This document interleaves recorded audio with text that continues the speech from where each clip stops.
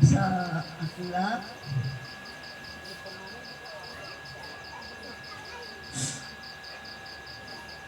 Ano?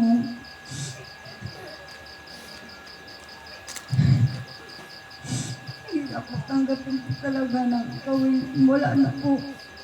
Dahil totoo po talaga mga sinasabi nila na ikaw po talaga ay malaking tulong. Higit po sa aming mga laging nasa inyo. Alam niyo po ang aming ninong na ito. Kahit atong gabi po namin puntahan. Tawag sa kanya, Ninong.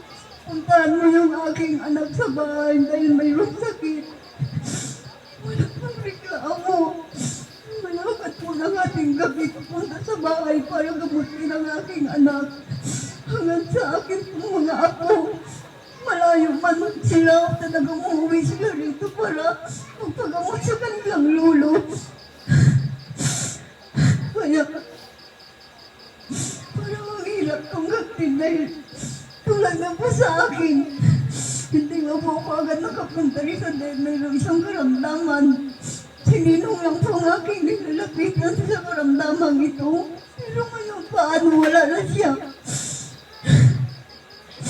Kaya, nung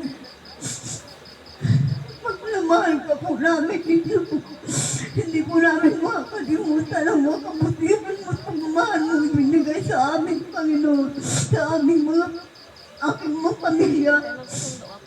Nariyan ka po lagi.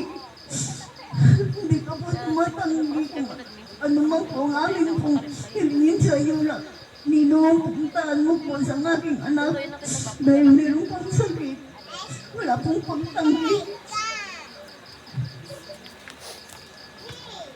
Nung saan ka man, kung nariyan ka na po. Kung mag-alala, hindi ko na ito abayaan ang aming pong ninang.